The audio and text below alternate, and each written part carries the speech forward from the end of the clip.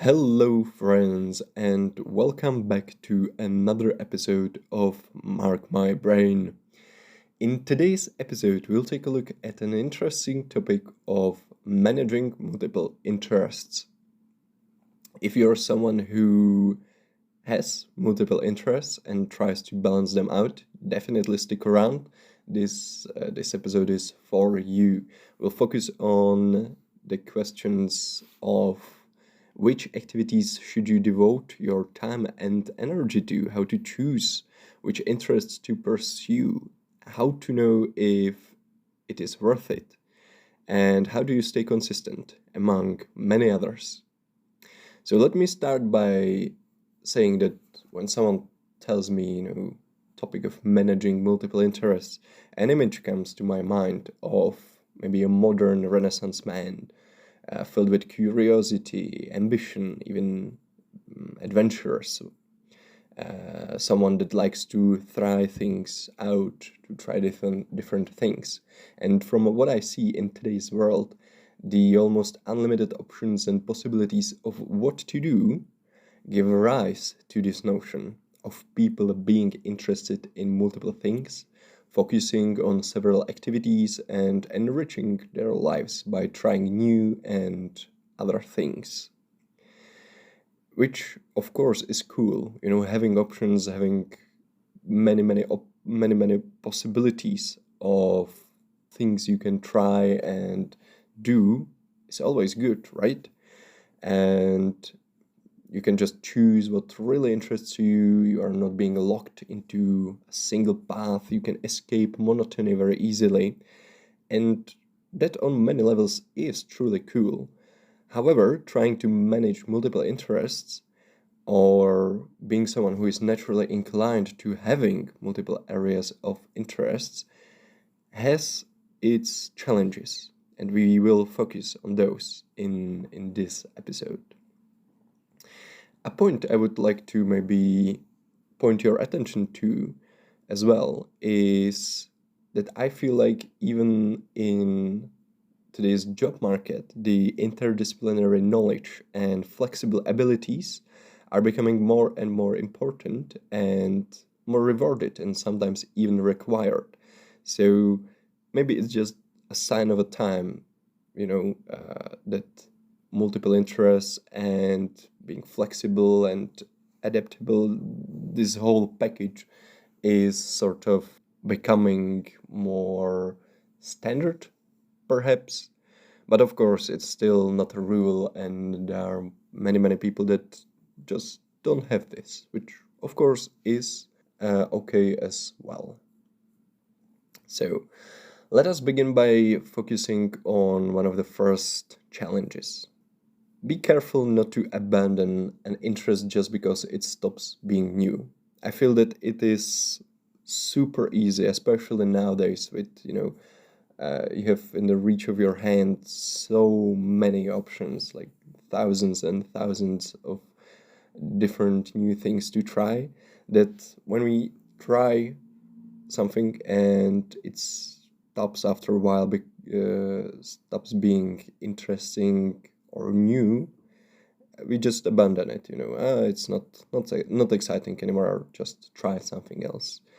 But by doing so, we just lock ourselves from achieving something. Everything worthwhile will require a bit of persistence and determination, which not always is as exciting as trying something new out, because when something is new, it's just super interesting, super exciting, and you're learning about it, and you oftentimes don't see how much energy and time you have to put into it to become good, for example, in a new hobby or whatever. And I also see a tendency to stop, or more precisely, be unsatisfied if we are not immediately good at something. Perhaps that is a disappointment in ourselves, but you must remind yourself that sucking at that thing is also a part of the journey and the learning curve. As I mentioned, everything worthwhile will require a bit of persistence and determination. So try to keep that in your mind. Then there's also the issue of getting inspiration versus being distracted. And that is something that I personally definitely struggled with or still struggle. Uh, because social media, for example, is a great example of this. You can just scroll on your Instagram reels, on TikTok, and just get new and new inputs, new information, new exciting things to look at. And based on the algorithm and the posts and reels and videos you like and you interact with, you can sort of curate your feed. So it's not always just trash. I think we know well enough that there is a lot of trash, just content for the sake of being content floating around on the internet. But there are also a very good and valuable pieces of entertainment, you know, art tutorials or just photography or whatever, something that can inspire you. And I feel that for people who are naturally more curious or develop multiple interests easily or like to explore more, have a harder time with distractions because the line between distraction and inspiration becomes sort of blurred. The videos you scroll through on your Instagram or TikTok, they're not just a distraction, something fun to procrastinate with, but they can all very well masquerade as a potential new interest, place to get inspiration from, get new information, and that can be a real struggle because then you feel like you are truly discovering something new, something that could be valuable, but from other perspective, you are just wasting your time. So, in this sense, other less worthy interests or activities can be something that distracts us from the goal as well, if that makes sense. It is, of course, not relevant only to people who pursue and like to pursue multiple interests. However, these types of people, which again includes me as well, I think are more likely to get confused about what is worth their time and energy, which thing to pursue, because everything seems exciting and interesting, at least at first. But as I have discovered myself, that can leave you drained at the end of the day and at the same time unsatisfied because you haven't really done anything, but at the time it felt like you are doing something, you are discovering something, but it's just not there. So how do you decide what is or isn't worth your energy and time? I feel like that decision will require some introspection and reflection on your part, and active introspection and reflection at that. Of course, you usually have to try anything before you can properly judge it, at least in most cases. There are, of course, certain things that you can decide are not worth, even though it caught your interest. Perhaps it doesn't make logical sense. You now have other priorities, etc. However, in most cases, I would argue, if you're like me, if something sparks your interest, you would probably regret not trying it out. So I think that a safe strategy for dealing with this is dedicating a small portion of your time to do sort of a trial, a demo version of that activity. And based on how much you will resonate with that interest, with that activity, you will then decide if you want to implement it as a regular part of your life or if it's something that just seemed interesting at first but really isn't, or you are just not vibing with it as much as you thought you would. So you do this sort of a screening process, throw some things out, and then of course you have to prioritize. Some interests are more important than the others, either on a personal or on a logical level.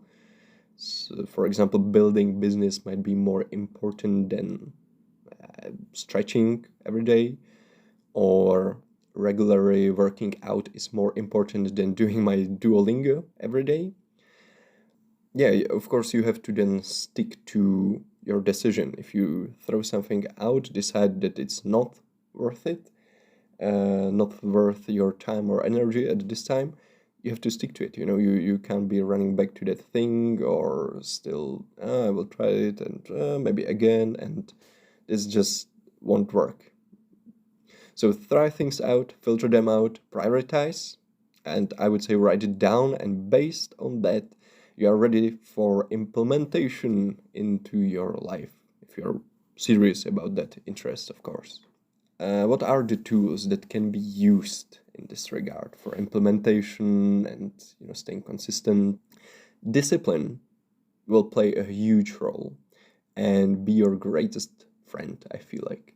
If you have multiple interests, they are limited across your time and energy, so you must distribute that. From personal experience, it never works if I do things whenever or however I feel like it. So using some sort of planning and to-do lists for me was a game changer. It's always better for me, meaning I'm objectively more productive, I get more things done, and I'm even more satisfied with how I spend my time and what I'm doing in the end. So just writing it down or making a plan, of course, doesn't mean squat if you don't actually stick to it. So that's where the discipline comes in. So write down what you need and want to do, make a plan, distribute the activities and interests and responsibilities across your day, week, or month, so it makes sense and you are satisfied with the time you are giving to each of your interests, and then simply stick to the plan. Of course, that's one of the things that we humans struggle with, sticking to something, being consistent. But it's, of course, one of the key things to success or even happiness, maybe. So a cool strategy can also be building your interests into habits. So you spend less time thinking about it, you spend less time preparing for them, there's sort of less friction, and you conserve your energy while still doing what you want to do. For that reason, I feel like, or I use habit trackers because they really simplify this process for me, and I just tick things out. Every morning I see what I have to do, and I just get onto it. There's no phase where I think about, oh, should I do it? Should I do it? Maybe not today, and trying to plan the day out in the morning when the day is already starting. All of this goes away if you just use habit trackers, put some regular habits in there, plan things out. Today there are many apps on the App Store or Google Play Store. You can just use them for free, of course. And also, when it comes to making a plan, I found that calendar blocking can be useful as well. You plan your days in detail, even your leisure activities and breaks, and then you just watch your productivity skyrocket. Or at least that's the experience I had with calendar blocking. I used just simple Google Calendar, and I just put everything in it. My uni work, my job, my interests, my leisure activities, even like relaxation time, what time I wake up, when I have lunch, everything. Just put it down, make a very, very specific plan. For that, the calendar blocking is super useful. And again, then you just sort of do the things on autopilot. I can't stress enough how important or helpful is just not having to think about, oh, what should I do next? Maybe this, maybe that, trying to balance the priorities in your mind. Just write it down, make a plan in your calendar, and then just stick to it. And it becomes so easy to do even the hard things because you just have momentum. You do one thing, then another and another, and just go through the day, go through your list, and I think you would be even surprised of how much you can do in a day. Of course, all the plans or the habit trackers and whatnot, they still depend on whether you stay committed to that plan or no. But if you do, I feel like the rewards can be huge. For me, it worked wonderfully. And because I am someone who has multiple interests, likes to try things out, I sort of discovered that I have to use some tool for that, because then even interests like drawing, sketching, or even simple reading, sometimes I just, if I don't put them in my calendar, in my to-do lists, I just sort of not forget about them, but other things take priority. I feel like I should maybe do this instead of the reading, instead of the sketching. And then I just, weeks fly by and I'm like, when is the last time I sketched? When is the last time I just sat down and read something? Even though it very well might be one of my long-term goals to get better at sketching, to read a book every month or anything in that sense, it's sometimes very difficult to make time for that on the spot if you have other things you're interested in and other things you like to do or need to do. So that was super helpful for me to use these tools, the habit trackers, to-do lists, even the calendars and plans. I recommend it for you as well. And I feel like we are bringing this all in a circle back to the first questions we began this episode with. Which activities should you devote your time to? Which interests to pursue? How to know if it's worth it? Of course, you never know for sure, but the things we talked about, doing sort of a screening process, try things out if they interest you, but filter them out, prioritize, write it down, and based on that, you implement it into your life using the habit trackers, using some specific plans or to-do lists. And of course, from time to time, you have to reflect, do some introspection if it's still something you want to pursue, if it fulfills you, if you find the joy in it. But be careful with that, because as we saw in the beginning, we have a tendency to abandon things when they stop being new and exciting. But then we also abandon the fulfillment and the joy, the achievement we can get from that. So that's from me for this episode. I hope you enjoyed it. This topic of having multiple interests is very interesting and very relatable, I would say, today. If you're someone that has multiple interests, I feel you. It can sometimes be very difficult, but I would also say when you learn how to work with it, it is also very worth it. You will never be bored, you'll never fall into a monotony, you won't have a gray life, and quite on the contrary, I would say you'll have a very rich life, because you'll just have so many things you will try and adventures you will embark on and interests that you will pursue and hobbies you will master. So many exciting things you can do if you just have the tools to deal with them and you stick to your plans and have consistency and discipline. So fingers crossed for you, and I won't prolong it any longer. I hope you enjoyed this episode. Let me know what you thought, and hear you soon. Bye.